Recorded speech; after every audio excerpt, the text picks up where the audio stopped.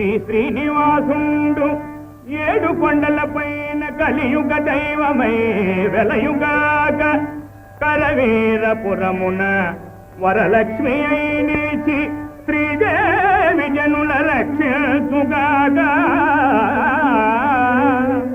మంగాపురంబున మంగళ ప్రదయముతు పద్మావతీ దేవి వరలుగాక పుణ్యమూర్తివ కుల పూల దండక మారి శ్రీనాథు కళసీమ చేరుగాక